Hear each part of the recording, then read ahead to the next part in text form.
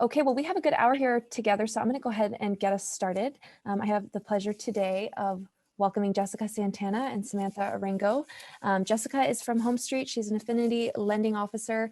She's someone you would work with if you choose to use your benefit through HomeStreet to buy a home.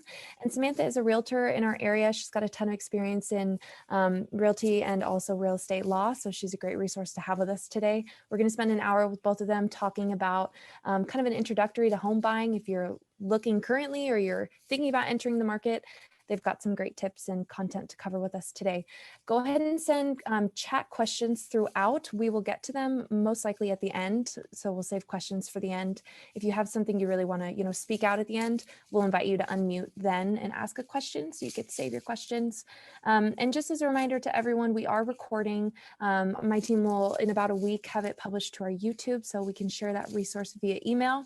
And I also sent out the slides this morning. I'll send those out, or it might have just recently got to your inbox, but I can send those out again this afternoon so that you'll have the text from the slides if that helps as you take notes. With that, I'm going to go ahead and turn it off to Jessica. Thanks so much for being here, both of you. Thank you. Thanks for having us.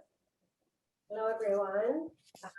I'm Jessica Santana with HomeStreet Bank. I'm a loan officer. Been financing homes now for about 25 years. And now we have also Sam Arango, who is our real estate agent and guest speaker today. Go ahead and get started. Perfect. So benefits of homeownership, right? Having stable monthly payments as opposed to rent that continues to go up and up and up. I do want to make a little side note and just say that property taxes, as the property value of your home goes up, property taxes will also go up. And so one of the things we want to look for is just the stability of the principal and interest portion of your payment being stable. And that's a great benefit when you're creating a budget, right? And planning for your future. The other benefit, let me go, lost time. Okay. Your property values can increase as well. This is a super crazy competitive market out there, right? We're seeing property values go up, and that is another benefit of homeownership, of course. And I want to talk a little bit about that as well. Let's just go into the next slide first. Thank you. So if it's a 30-year fixed rate, then you know exactly how much the principal and interest portion of your payment will be, right? You can count on that. And then you'll know that the property tax portion and the home insurance portion can increase as the value of your home goes up, okay? But at least you know there's a big piece of the monthly payment that's stable, and that's something that does not happen when you're renting. Let's go to the next slide. All right, so when you're renting, of course, at the end of the 30 years, you're still renting and you walk away with nothing. When you own a property and you're done making monthly payments and you pay off the mortgage, you walk away with your house, right? You get to not have to make a mortgage payment, which would be ideal. So let's say you finish paying off your mortgage, then you will just continue paying utilities, property taxes, and then, of course, repairs, right? Which, as opposed to rent, your landlord pays for those. When you own your property, you need to make sure you plan ahead for those repairs that will be coming. So just learn to set some money aside for those maintenance costs that will be coming with home ownership. And then building equity, let's say that you own the property for 20 years. And then you decide to downsize, sell your property, take the equity, the gain with you, go buy something smaller someplace else, maybe buy it with cash, not have a mortgage, and have some of that money left for retirement in the future. Right, so that's the goal. That's the reason why so many of us want to purchase a property. Let's go to the next slide. All right, in this case, it's going to talk about tax benefits. Currently, you can still deduct income, deduct property taxes and the interest that you pay on the mortgage when you file your tax return. However, I always like to say consult with your accountant to help you determine what those benefits are. And keep in mind that it doesn't mean that it will always be this way. If the government decides that they're going to no longer allow for those deductions, then that could change. So basically, don't make that the reason to buy a home, right? It's one of the benefits today. But the bigger picture is, of course, having ownership and being able to pay off that mortgage so that you don't have to make a mortgage payment at all. All right, let's go to the next slide.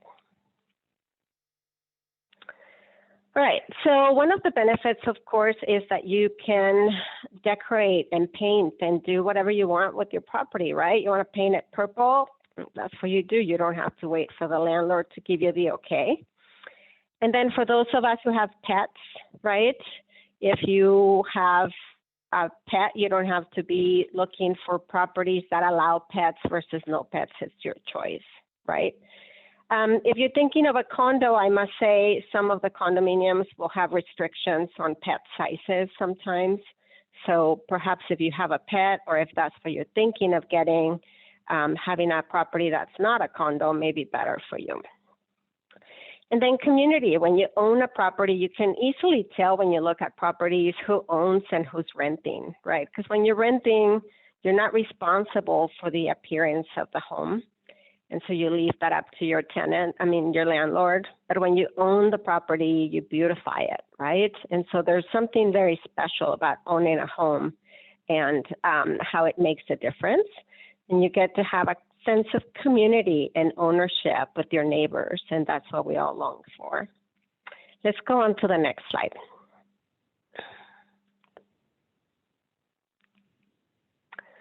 All right, so the very first step towards homeownership today is this, right? A home buying class, something that kind of helps you to get started with the basics. One of the things that we recommend that you do is that you create a budget.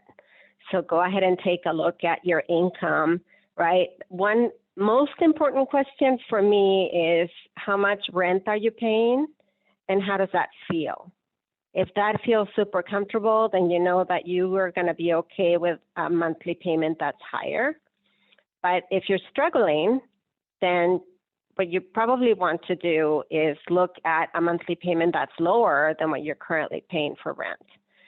So forget about the price of the home, just how much is that monthly payment that you feel if you find the ideal home that you could stretch yourself into comfortably, right?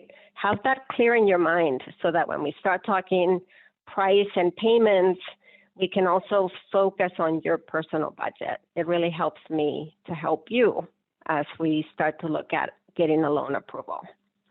So how much you can afford monthly is something you can set yourself. You don't need to have a lender tell that to you. Expenses may increase in homeownership. So again, as I mentioned before, as property taxes go up, as the value of your home goes up, property taxes do go up. And of course, the maintenance of the property is something that's going to continue. You need to plan for replacing the roof and painting. So kind of set that in, include that in your budget, which is something you don't have to do right now because you're renting. All right, so a budget is step one. Let's go to the next stage. Okay, so how much money do you need for buying a home, right? I think that's probably one of the biggest misconceptions out there is that people think you need a ton of money, and you don't. One of the things I'll share with you is for properties in King or Snohomish County, for example, right? Loan amounts that go up to $548,000 require just 3% of the price as down payment. And then loan amounts that go from $548,000 up to $776,000 require just 5% of the price as down payment, right? So you don't need to have 20%. You could have just 5% of the price. And then loan amounts that are higher than $776,000 are called jumbo loans. And for those, you'll need 20% down payment and they'll want to see that you have lots of money in savings if they're going to lend that kind of money to you, right? But for the most part, between 3 and 5% down. And then I also want to mention down payment assistance. There are programs out there where you can borrow the down payment, get down payment assistance. And those usually have income limits. There's a very popular program through the Housing Finance Commission out there where the income limit is $145,000 a year. So if you make less than $145,000 a year, you could potentially borrow the down payment. Then I've had clients who end up buying a home with just $2,000, right? You can't even rent a home with that kind of a deposit these days. And so there's actually a 5-hour home buyer class out there that's required for those. And if you're interested in down payment assistance or want more information about that, please just reach out to me. I'm happy to help. All right. And then as a goal for savings in the future and start planning, am I ready or not ready? Think of, okay, down payment, right? It's a percentage of the price. But then also think of having a little bit of money set aside for reserves. So it's a great ingredient for successful home ownership to not buy the home and walk in there with no money in the bank, because then stuff breaks, right? And you need to have money for small repairs and unexpected stuff that happens in life. So I normally recommend 2 monthly mortgage payments in reserves. I think that that's, if you have more, great. But if not, that should help you to get things started safely. All right, Anna, next one. Okay, credit history, right? We're going to look at, there are 3 important things we look at in the mortgage process: credit, income, and assets. Credit, I would say, is like 95% of getting your loan approval. So credit history is, you know, have you made your payments on time? Are you using your credit cards up to the limit? You know, that's a big no-no. Keep it to about 0.25% of the credit limit. And then pay super on time, right? If you're having a hard time making and managing your payments, perhaps you need to work on that first before you start thinking about buying a home. The minimum credit score that we require in the mortgage industry is a 620 credit score. If it's below that, let's work to bring those up first before you start thinking about buying a home. The ideal credit score, right? Like, what's the score that gets me the best interest rate and programs? You want to be at 760 or better. If you're in the low 600s, that's fine. You can still buy a home, right? But ideally, 760 or better will get you the best rates. All right, and then I'll just say, let's say that you have 3 credit scores because there are 3 national credit bureaus. We don't take the highest score or the lowest, we'll take the middle. And if you have 2 buyers purchasing together, we will take the lower of the 2 middles. So high, low, middle, and of the 2 middles, the lower of the 2. And that's what I'll use to determine your loan products, options, and interest rates. Okay, next slide. Okay, so what kind of documentation do you need to have ready before getting a loan pre-approval? And we're gonna look at income and assets, right? So paycheck stubs for 30 days, W-2 forms for the past 2 years, so 2020, 2019, and bank statements the last 2 months. If you're borrowing from your 401k or withdrawing from it, we need to document the terms under which you could withdraw as well. And then, you know, there's a difference between pre-qualification and pre-approval. I would say the first thing I start with is asking the client to just schedule a 30-minute phone consultation with me. And I'll ask you about credit, income, and assets, right? What's your gross income? And I'll help you with a quick number crunching session that says, okay, this is going to be your max price. This will be your monthly payment. And this is how much money you will need. and that will help you determine if you're ready. And if so, then you can move forward and apply. You can apply online. You send me copies of your income and asset documents. Within 24 to 48 hours, we can review them and issue a pre-approval. And then with that pre-approval letter, you can actually go meet your real estate agent and start looking for homes. So without that, without running a credit report and an application, then you're just pre-qualified. If we just do the number crunching session over the phone, I don't pull credit, I just tell you what your options are, that's a pre-qualification. And that's not enough to make an offer on a home. But if you apply online, provide your income and asset documents, then I can give you a pre-approval letter, and then you can go make an offer on a home, start searching. Okay? Go ahead to the next slide. All right.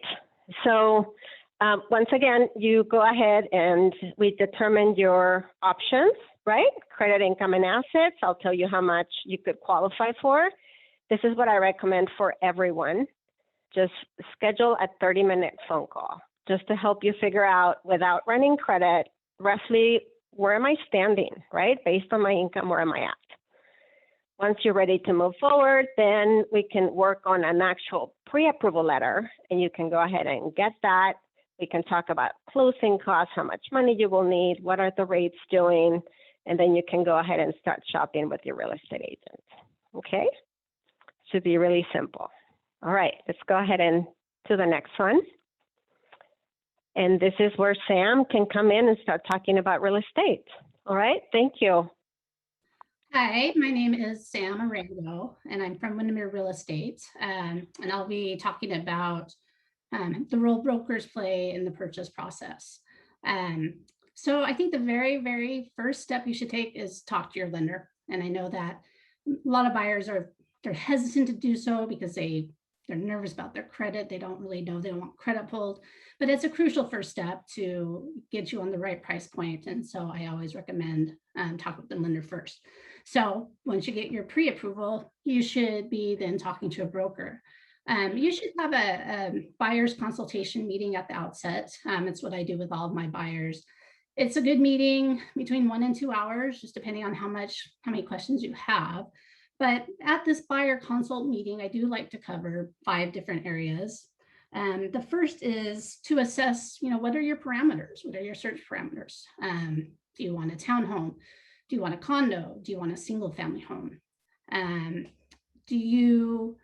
What's square footage and what's your location? And what you'll find when you are identifying your search criteria is that, say you're fixated on a location, well, that may influence your price, your square footage, and that's going to influence those other factors. If you're interested in square footage and the size of the home, then that may influence your location. So just getting in and trying to understand what your preferences are is a good first step. We also discuss market conditions. Market conditions vary across the region and they vary with time. So if you're looking at a condo in downtown Seattle, that's going to be a very different market than, say, a single family home in Linwood. So I'd like to kind of get an idea of what, using your parameters, where are you going to end up, what kind of market can you expect? And with that, we can look at some statistics to see how much inventory do we have. You can look and see what buyers have done for sales in the past. How high are they escalating above list price? Are they escalating 1%, 2%, 10%? So we can get an idea of what market conditions are just to prepare you as you proceed down this path. We'll be looking at the documents that you will be signing. The buyer always initiates the offer, and there are basic forms that go with every purchase. So you'll have the basic purchase and sale agreement, along with various addenda that we attached to the purchase and sale agreement, such as if you're making your offer subject to inspection, some addenda allow you to review, we'll include addenda that allow you to review the title report of the home you're going to buy.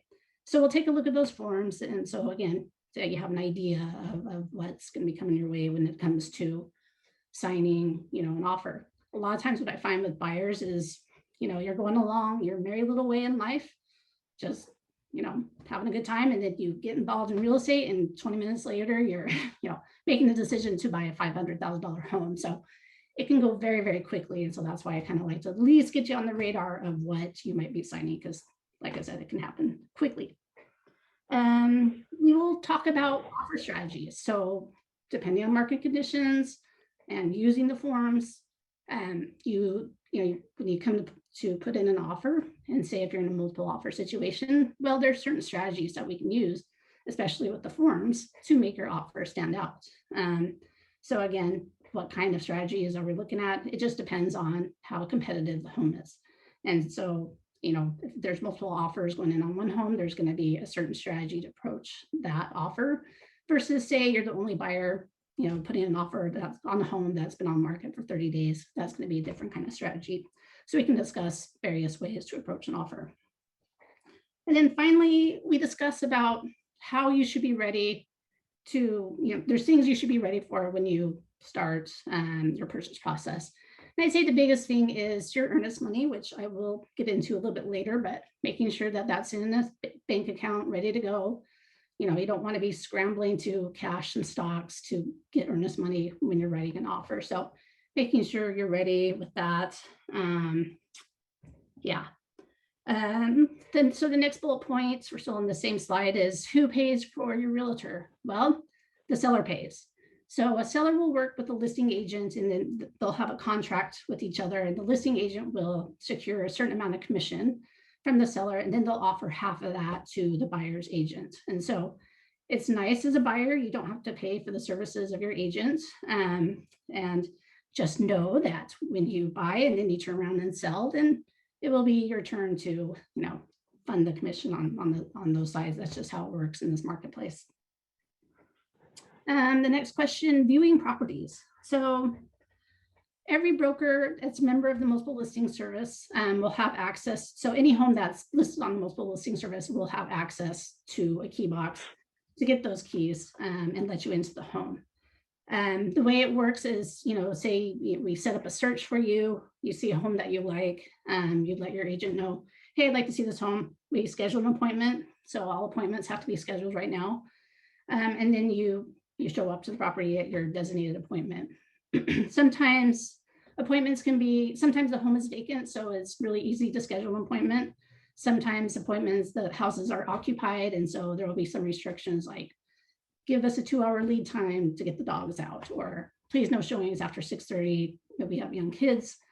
But I would say the key in this market to showing properties or viewing properties is to get in there right away. It's a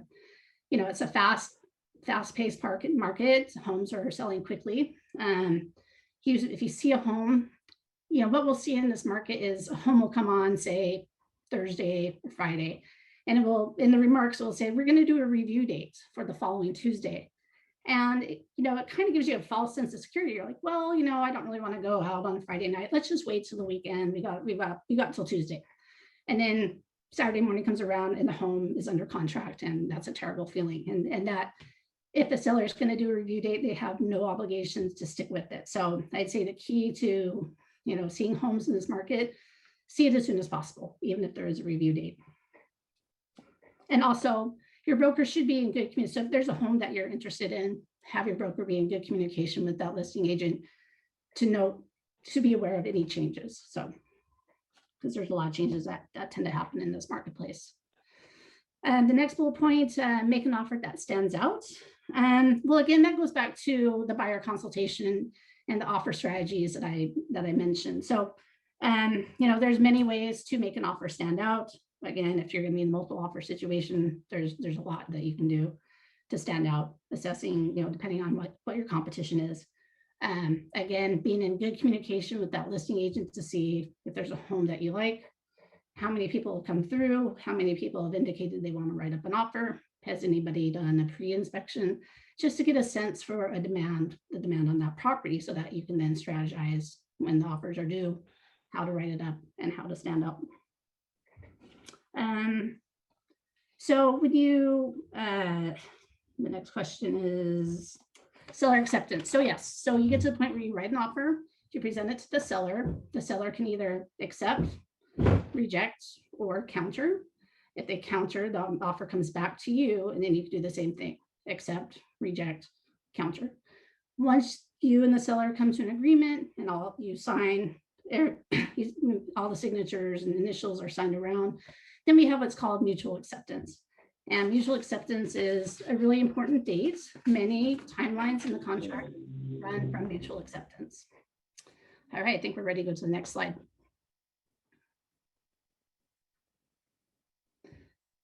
Okay, so what happens once you get your offer accepted? Well, the very first thing you need to do is talk to your lender. So what I do is once I have a mutually accepted offer, I will turn it over to the lender, and then you'll be having conversations with your lender to lock in your interest rate. That's the very first thing you need to do.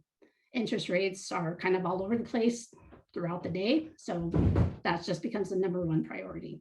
So locking in your interest rates, and then you'll also discuss your loan options that you're going to select at that time. All right, contingency period and closing date timeline. So depending on the offer that you put in, you could have some contingency periods. And what a contingency period is a period of time for you to assess a certain component about the home. So for example, an inspection contingency. An inspection contingency, is something that says, you have, oh, Sandra, hey, Yeah, hug you. sorry, thank you, sorry about that. Inspection contingency is, say you get a form, your inspection, and you've got 5 days from mutual acceptance to conduct that inspection, and then get back to the seller with the response. There's other contingencies that come in as well, some that don't even run from mutual acceptance. So for example, you'll have the right to review a title report to see what's going on in the title. That timeline would run from the delivery of the title report to you. So that may not be mutual acceptance, but it could be 2 days after mutual acceptance. But sometimes, if you're going to be in a multiple offer situation, you may not have very many contingencies to work with. So if it's a very competitive property, one of the main goals for a seller is to have an offer in with no contingencies to kind of lock that buyer in. Okay. And then the next thing is earnest money deposit. So the question is, what is earnest money? So I'll tell you what earnest money is not. Earnest money is not in addition to down payment. It is not in addition to closing costs. Earnest money is a portion of your down payment that you pay upfront 2 days after mutual acceptance. And so that's what I mentioned at the beginning of my presentation, is having your earnest money liquid and ready to go. And that's because you've got to turn around and deliver that earnest money within 2 days. If you're having to cash some stocks and it takes 5 days to do so, well, then you may very well be in breach of your agreement at the outset, and that's not a very good way to start off. And so, and then the way earnest money works is you write a check to the escrow company who will be assisting with the transaction. I'll get to escrow at the next bullet point. They deposit it and they hold on to it. And if you are subject to some contingency periods like inspection, say you go do an inspection and you don't like what you see and you want to back out of your agreement, you back out and you get a refund of your earnest money. If you say you are beyond all of your contingencies and you have a change of heart and want to back out, you can do so, but you're going to lose your earnest money. And I will say that I've only had one buyer do that over the years, where they had to change of heart about 3 weeks into the transaction and they lost their earnest money. But I'd say 99% of the time, escrow holds the earnest money. And then when you go to close the transaction, that earnest money is deducted from your down payment. So that's how earnest money works. The escrow company, so we will be working with, every transaction works with an escrow and title company. The escrow company, they do many things in the transaction. They're a neutral party, so they don't represent the buyer, they don't represent the seller. They're there to facilitate many components of the transaction, the first of which is to receive earnest money. So you write your earnest money check, you get it delivered to the escrow company, they deposit it and hold on to it, and then apply it at closing. The other thing they will do is they'll be working with the title company throughout your transaction to identify liens that might be on the property. So the whole goal is to deliver property to you free and clear of any judgments or liens. most commonly, the lien we see is the seller's mortgage. And so they will make arrangements to pay off the mortgage and have that come off at closing. Sometimes the seller can have judgments or tax liens. Again, same thing. The title company will identify that, let escrow know, and then they'll get those paid off before you take the property. So again, you're taking property free and clear of anybody else's judgments and liens. Escrow will also arrange for certain prorations, the most common one being property taxes. So say your closing date is April 15th, they will make sure that the seller is paying the property taxes from January 1st to April 15th, and then you take over from there. So you're not going to be responsible for any property taxes prior to ownership. And then finally, the escrow company will be the one scheduling you to sign your closing documents. So they will give you a call. Usually you may show up to their office and sign all their documents there. And then they are responsible for closing day too. They receive the loan funds from your lender. They deliver those to the seller. And then they arrange to record the deed with the county. And the deed is what transfers ownership from the seller to the buyer. So you'll be dealing with the escrow company throughout the transaction. They're a very helpful resource. Yeah, you expect to be contacted by them on the transaction. Okay, next slide. Okay, so what fees can you expect once your offer is accepted? So two upfront fees that you can expect are your inspection costs. So we get two types of inspections. We do a whole house inspection, and then we do a sewer scope. With the exception of a condos, we don't do sewer scopes in condos, but with a townhome or single family home, we'll be doing a sewer scope. Home inspections tend to cost for about $400 to $500, and then sewer scopes are $200. And these you pay these individuals directly. So you hire a home inspector, you run your card at the time of service. So it's not a closing cost. It's something that you pay out of pocket, within the first couple of days of the transaction. And even sometimes if you're in a very competitive home, you're paying for those costs before you get under mutual acceptance. And then you are responsible for selecting your home inspection and your sewer scope companies. Buyer brokers, of course, always have lots of suggestions for you if you don't know who to use. So you'll be responsible for that. Appraisal is another charge. I think it's about $700, maybe a little more if it needs to be rushed. And that's an out-of-pocket cost, but that comes down as a closing cost. So you're not going to be paying the appraisal directly. The question is, what is an appraisal? So when you are financing a loan, your lender will want to know that the purchase price that you've paid is worth it. So what they do is they will hire an appraiser to go out and look at the property, and the appraiser will look at 6 different other properties that have sold or are currently under contract to make sure that the value that you paid for is worth it. This happens about 2.5 weeks into the transaction. So I would like you to think about the transaction is about 4 weeks long. The first week is dedicated to locking in your rate, getting your inspections. The second week is dedicated to processing your loan, ordering appraisal, and waiting for the appraiser to get out to the property. They will generate a report that says, yes, we think the house is worth it for what you paid. They'll turn that back over to your lender. Sometimes they could find that the house isn't worth it and they come in below. And I won't get into the details on that, but there is a process to work through that if you get a low appraisal. But that's the appraisal is key to going into the next phase, which is final loan approval. So once you get your appraisal back and it's comes back a value, your loan will go into final approval. And that's week 3. I'd say that's about a week before closing, you're waiting to get the final thumbs up from the underwriters. And then once you do get final loan approval, you get 3 days to review what's called a closing disclosure. And that's basically a document that tells you what you need to bring to closing, your down payment, your closing costs, and other fees associated with the transaction. There should be no surprises here, but we do need to get beyond that 3-day period before you can be signed, before escrow will call to sign you for your signing appointment. And then signing final loan documents. So again, this is where the escrow company comes in. This usually happens about a day before closing. And I'd say the key to signing your documents is maintain flexibility, because it's really, buyers often like a week before closing, they ask, hey, can we get an appointment to sign our documents? And that just doesn't happen. It's just due to the nature of lending. You know, the escrow company and the lender are working with each other up until the day before closing. We don't have final numbers. And so I just say patience. So once you get under contract and you see that closing date, you know, look at the day before and maybe just plan accordingly for your jobs, just for the flexibility, because sometimes you could be signing midday at the escrow office. Sometimes things are running behind, so you may not be signing until, you know, in the evening at your home with a notary.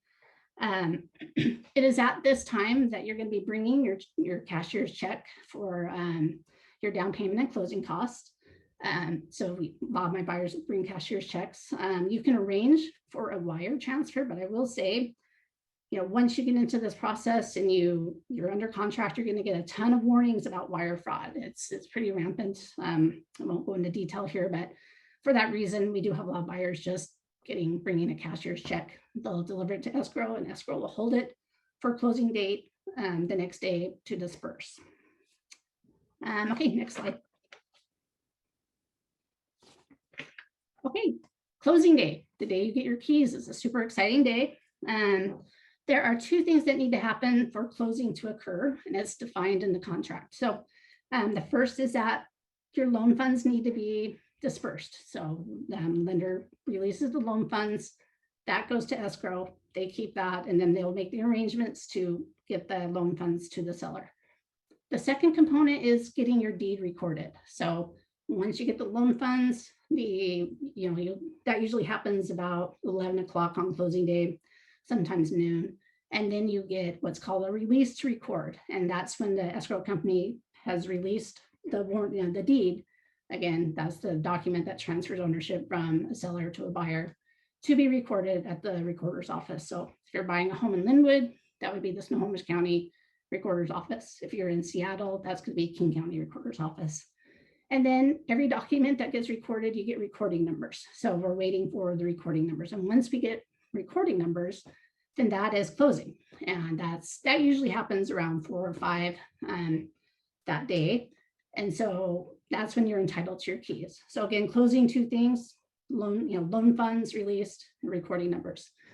One thing to keep in mind though is that closing doesn't necessarily equal possession of the house. The contract says that possession is 9 p.m. on the day of closing.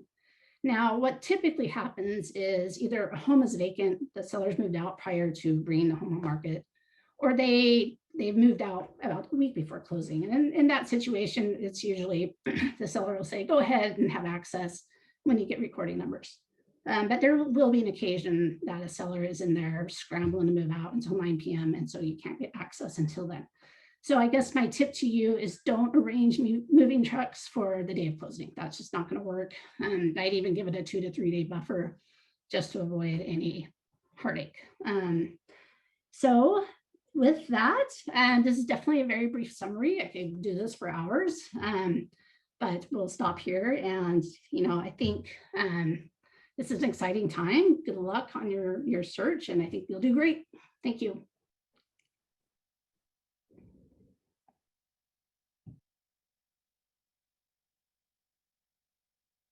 And Jessica, I had put you on mute, so go ahead and just unmute your phone if you can.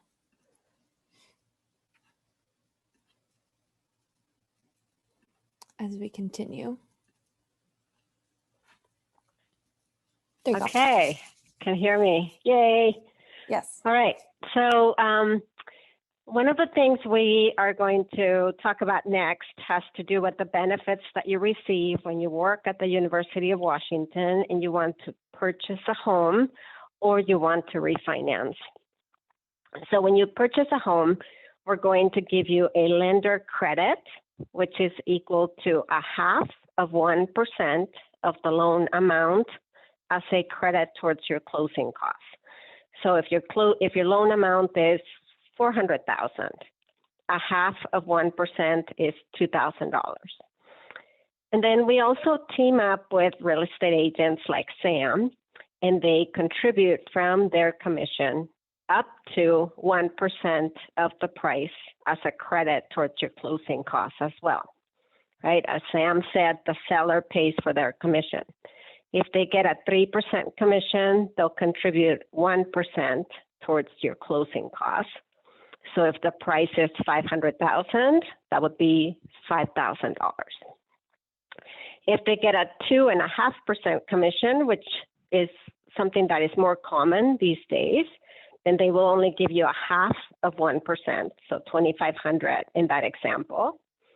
And if they get a 2% commission, which you find seldomly, but in some new construction companies, you find that, then there's no room for them to share anything with you because they still have to split it with their employer and pay taxes.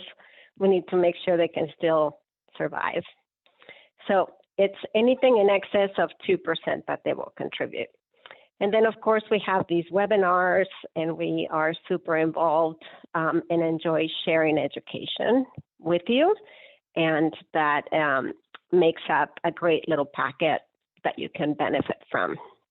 I also want to state that the benefits extend to your immediate family, and that is mom, dad, and your kids. So if you have kids who are trying to also buy a home, the benefit also extends to them. All right. And I think we can open it up from here, Anna, for questions. And either myself or Sam can answer them. All right, so go for it. Sounds good. So I'm just going to go ahead and go down the list. We've gotten a lot in the chat, and you guys can go ahead and keep sending them. If you go ahead and raise your hand, I'll keep my eye over on the participant bar first as well, but I'm going to tackle the chat first. And I'll leave this slide up as well, just with their contact information. So if anyone wants to write that down, bookmark it, you are able to. So the first question we got was referring to pre-approval. So this is probably for you, Jessica. It's how long is pre-approval valid? Thank you. Good question. It's good for 4 months. After 4 months, the credit report expires. So we have to pull a new credit report and then update the pay stubs and the bank statements to make sure you haven't spent the money. And then you get a pre-approval for another 4 months. All right. And then another question probably for you is, what is a good timeline to start kind of the conversation about home buying and pre-approvals and kind of financing? Specifically, for example, like if you have a lease ending in January, when would you recommend someone start this process? That's a good question. So number one, I would find out under what conditions you could break the lease. Sometimes you would have to pay for 1 month of payment and then get out. Sometimes you can let the landlord know that you're leaving, and as long as they find a replacement for you, you can be let off the hook. But let's say that that's just not possible, right? That they're going to make you pay for the whole contract and you cannot get out. Then I would say at least 2 months before the lease expires. And the main reason is that, let's say you close your transaction, November 15th. In December, there will be no monthly mortgage payment until January 1st. And that's because January pays for December. So it's always in arrears. And that will help you to have a little bit of a buffer while you're paying rent and a mortgage, right? We don't want to have you have to pay both for a while. So I would say a couple of months before the lease expires should be good enough. All right, and we had a good question too about what should you look for in a lending officer? And that's part one, so I'll let you answer that first. What to look for in a lending officer? Yeah. Oh, I would say have a conversation with that person, whether it's like this via Zoom or over the phone. Get a feel for their knowledge, their level of experience, the kind of reputation the company has, right? And then I think it's really helpful to work with a company that is local, as opposed to web-based companies that may be based off in the East Coast or some other place. And then look for referrals. Look to see if they have any kind of a web page. Maybe do a little bit of research on the internet to see if you hear any comments from anyone out there. I think your friends and your family can be the greatest resource for a loan officer that you could work with. If your employer is recommending different institutions, then that of course has a lot to say. But yeah, just see what kind of chemistry you get with people. You know, you're not going to connect the same way with everyone. And then look to make sure they're looking out for your best interest and not just trying to push a pre-approval off and send you out there without making sure you fully understand your options and the next steps. And if And I can chime in here, Yeah, please do. my perspective, not all lenders and loan officers are created equally. There are some very good ones and there's some very bad ones. And you don't want a bad one because that can tank your transaction if they don't anticipate what can come up in a file. So having a good lender know what to anticipate, you know, what we call the underwriters who call the shots, having them understand what they look for is very important, the experience. And again, someone who ultimately cares, like what Jessica says, like they you know, want to make sure that you're making a good financial decision, that you're not, you know, being taken to your budget extremes and cutting things too close. And so I think selecting a good lender is very important. Mm-hmm. Yeah. Yeah, thank you both. The follow-up question to that was similarly, what are common organizations that home buyers borrow money from? Like what are those institutions? So you mean like banks? Like which institutions they borrow from? Banks, Is that what they credit mean? unions. Yeah, I think it's just a basic question, kind of, if you're just approaching this, kind of where does that money come from? Yeah. So lots of different places, right? But primarily either banks that specialize in the mortgage industry, or credit unions, of course, play a major role. There are a lot of web-based companies out there that are lending money. You know, just do everything online with them. There's mortgage brokers and there's lenders. I mean, you've got a wide variety out there. I would say either your real estate agent will recommend someone that they know is reliable. We know this is going to close on time. They do a great job. They have a good reputation. Or your friends and family, your employer can help you make that choice. Sometimes if a bank is just too big, some of the processes take place outside of the state, and that can have a little bit of a disconnect, right? So you need to do a little bit of work, doing a little bit of research so that you can create your own opinion. I think there are so many banks out there that are really, really good, right? And so you've got a lot of choices. And I know it's not very easy to like swim through and figure out, okay, who do I want to work with? So I think referrals is probably the best way for you to make that decision. But talk to a few and compare, you know, get a feel for, you know, what they stand for, and do a little bit of research to see what kind of reputation they have in the market. All right, thank you. So we had a few questions come through. If you could talk a little bit about new home construction and just kind of how the process looks. I think both, whether you're looking into build on your own or if you're kind of looking into those new construction neighborhoods. I think the question was kind of asking for both. Yeah. I can Well, start. okay, so go for it. Yeah, I was gonna say, well, with new construction, yeah, it's definitely a different process than say buying a resale home. You will be working with a new construction firm will maybe be developing an entire neighborhood. So you go to them, you know, usually with your broker, and meet with an on-site agent. And new construction can be in different phases. They can be in the process of being built. They can be just completed, or they can be ground only. And so the process is different for depending on where you are with the build. If you're showing up to an empty lot, you'll have access to look at the model home and select what type of home you want. So usually you'll show up and there'll be a big site map and they'll say, we're selling this kind of home A here on lot, you know, XYZ.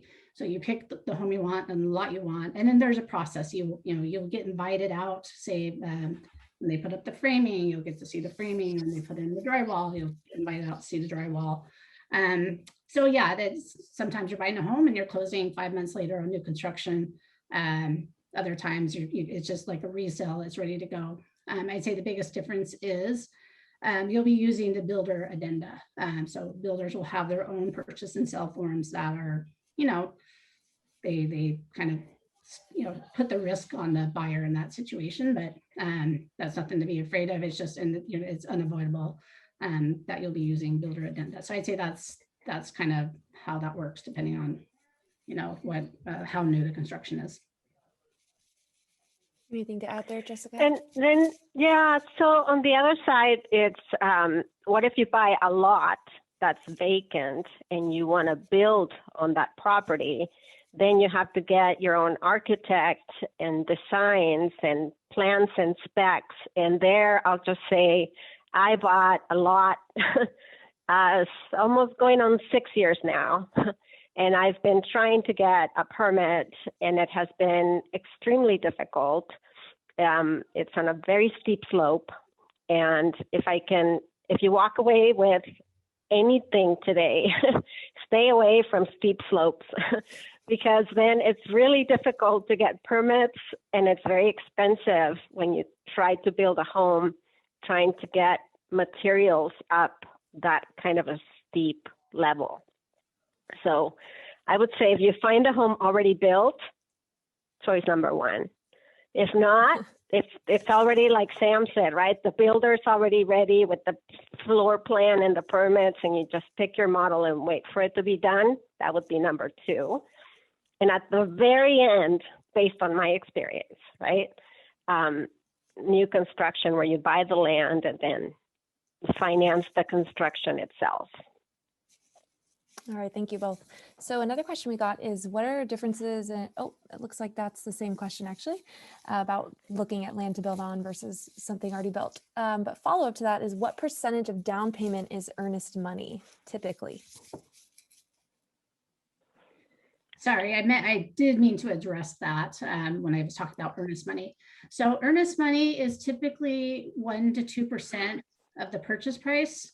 And so, the higher the earnest money, the stronger your offer will be, especially if you're in a multiple offer situation. So if you are buying at the $500,000 level, you can expect at least $5,000 earnest money on up to $10,000 earnest money. All right. A similar question, what is an average number for closing costs? Is that a percentage? So, yeah, so I will say in this case, it depends.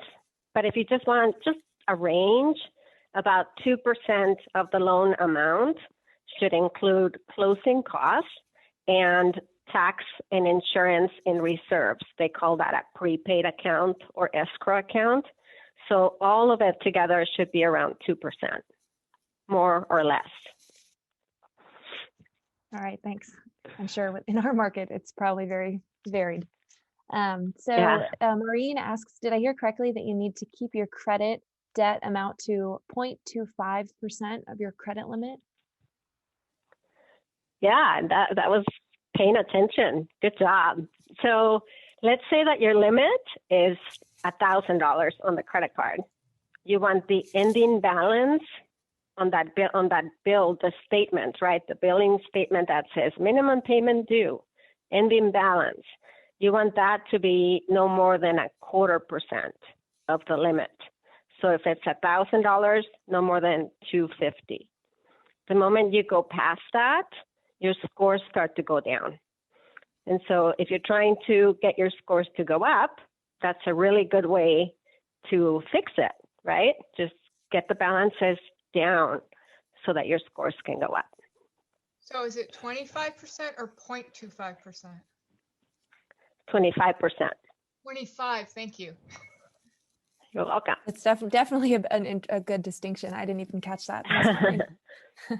Yeah. Maureen also asks, in what geographical areas are the benefits available to UW employees? How far away can you purchase a home and still qualify for the HomeStreet Bank benefits? Okay, so the benefit applies to a primary residence and or vacation homes. So let's say you're trying to buy a home in Lake Chelan, right, or Hawaii, then you would still get the benefit. If you're buying a home to have it rented out, an investment property, then the benefit does not apply. So it can be anywhere in Washington. We are primarily a West Coast bank. So Washington, Hawaii is included. And then there's Montana, Idaho, California, Arizona, New Mexico. So mainly West Coast, okay?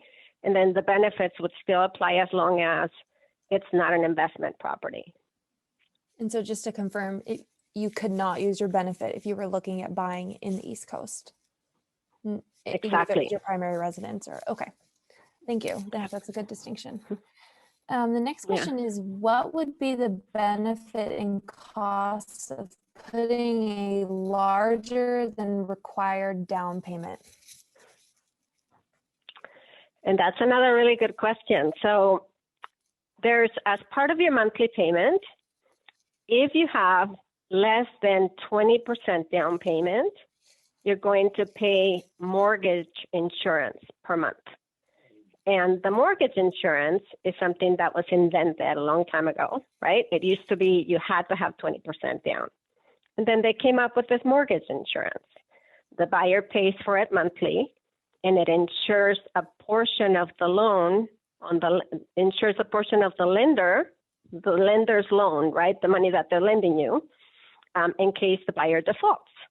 So, given mortgage insurance, lenders decided, hey, let's let them buy with 3% down, 5% down, right?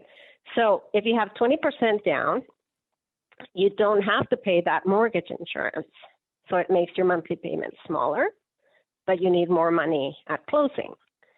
And if you're gonna not buy a home and wait until you have 20% down, then by the time you're ready, maybe that house is worth $20,000 more, right? So then you kind of, while you're waiting, you're missing out on something that you could have gotten, okay? And I just want to recognize, I do know we're a few minutes after 1, but it looks like a good amount of people are still sticking on. So I'm going to keep going down the questions probably till 1:10. But again, you can always reach out to Jessica or Sam if we don't get to your question or you have something personal you'd prefer to just email them about. So the next question is it advisable to get pre-underwritten in this market? So it's a good way to be pre-underwritten when you make an offer and be able to let that seller know that, hey, they've looked at my credit, income, and assets. It's right now such a busy time in the market. We have so many buyers who want to take advantage of low interest rates, right? And so you've got a huge amount of applications out there. And so what I normally do is, based on my experience, right, 25 years, I look at your credit, income, and assets, and I can issue a pre-approval, and then you can go shopping.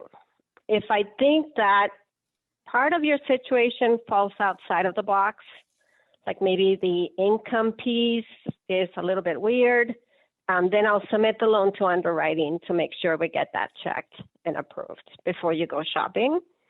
And that's what I like to do, just to keep applications from overloading underwriting, right, when you don't quite have a property. But then I'll let Sam talk about whether that helps to get your offer accepted or not. Yeah, I mean, it's nice to have a pre-underwritten buyer. I mean, it's still, you still need final approval, but I don't think, I don't think you have to get it every time. If you have a lender, say you're in a competitive offer situation and you're not pre-underwritten, but you got a pre-approval, having your lender available to talk to that listing agent. So, say there's a couple offers in, the listing agent wants to vet that buyer, make sure that they're working with a good lender, have them talk to your lender to talk about what a good buyer you are. So I don't think it's entirely necessary. Yeah, it's a nice step up, but as Jessica said, lenders are really busy. It's a lot of upfront work that may not be able to get turned around in time for you to make an offer. So, it's just as acceptable to have a good lender who has good communication. Kind of echoing right off that is this question. Oh, I just lost it, but it was asking, should you pick your lender first or your realtor? The lender, because you want to know your budget, what's your max price, what's the monthly payment, how much money do you need before you look at homes, right? You don't want to have to find a home you fall in love with and then find out you can't have it. So start with the lender first.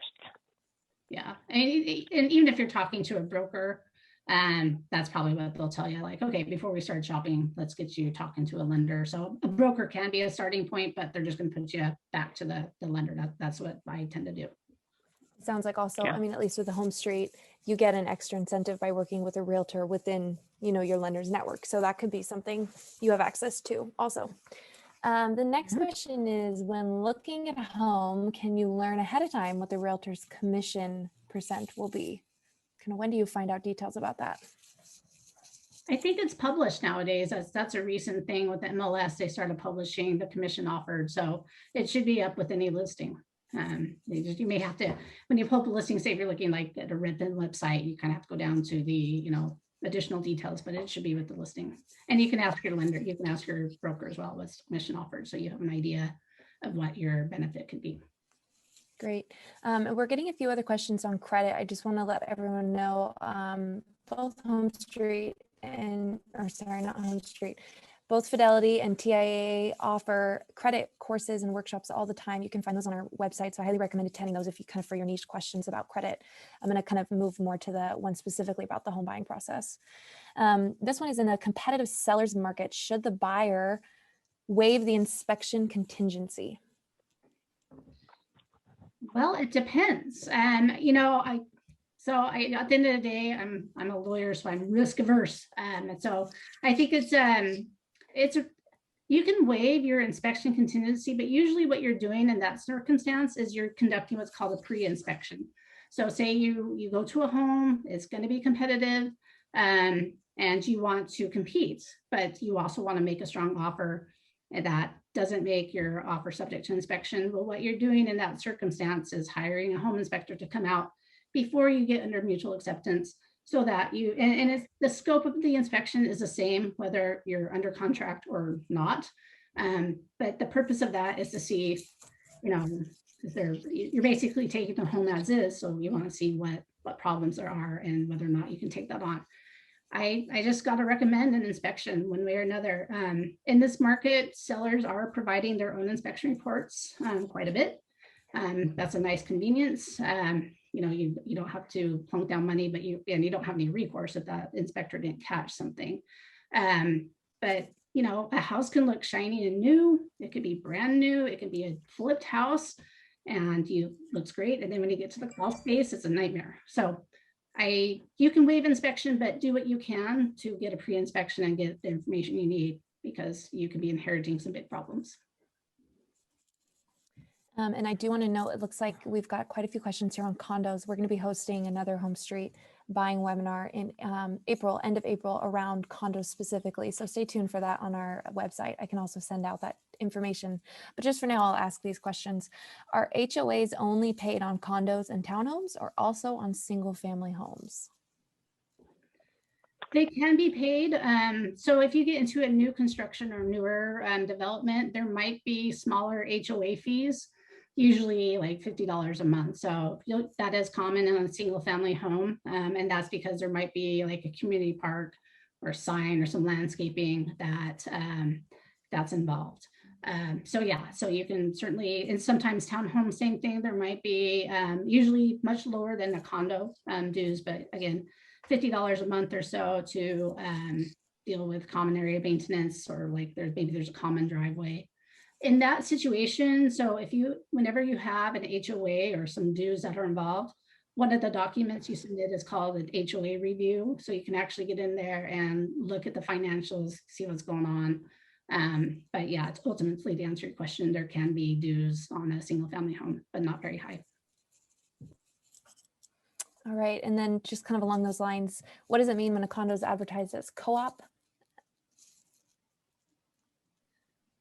So a co-op is a different form of ownership. We don't see it all that often, usually like in Capitol Hill or Queen Anne.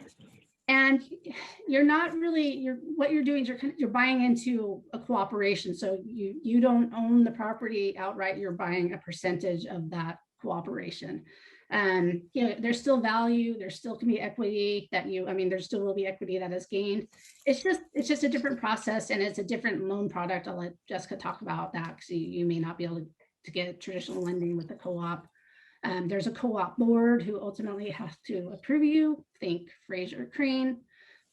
So anyway, so yeah, it's a different form of ownership, but it's not all that common unless you're shopping in those areas, Capitol Hill and Queen Anne. Anything to add there, Jessica? Okay, there's just a few last minute questions. I know we're still going over, but I think these look like good ones. So this one is kind of talking about the current market and what we can expect this summer.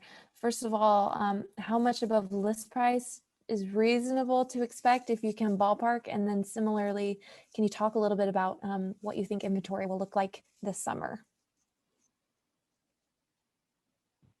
Oh, you're on mute. Yeah, sorry. Yeah, exactly. Yeah, we all wonder these questions. Yeah.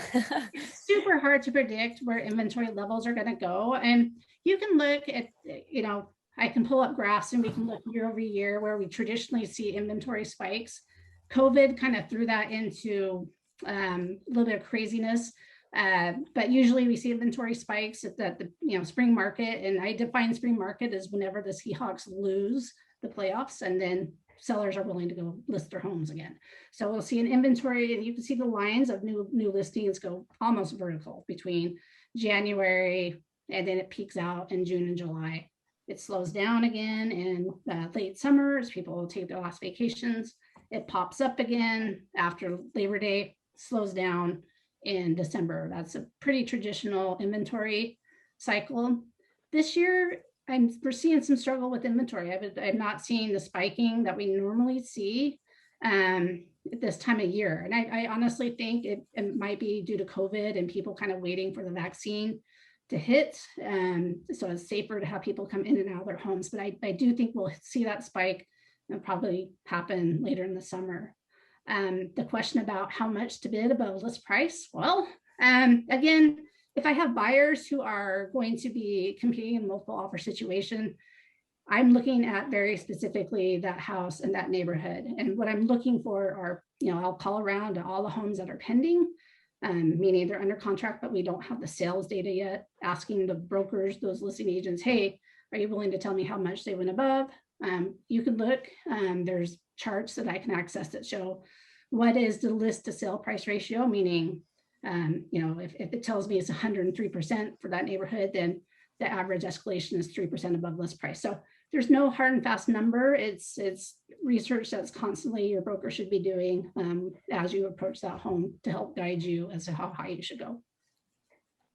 All right, well, thank you. And with that, that is all the time we have. Thanks for everyone who stuck around. Again, we have recorded, so we'll be sure to share that recording in about a week once we get it on our YouTube. Just after we hop off, I'll send you guys the slides again and the contact information, as well as some links for HomeStreet, so you can look more into that. If you have specific questions, definitely just set up a 30-minute meeting with one of the HomeStreet lenders. Even if you don't end up working with HomeStreet, they're still happy to help you and be a good point of reference, and Jessica, of course, and Sam as well. Thank you both so much. Appreciate you, hanging in with us on that sound and my screen sharing. And I hope everyone has a great rest of your day. Yeah, thank you. Thank you.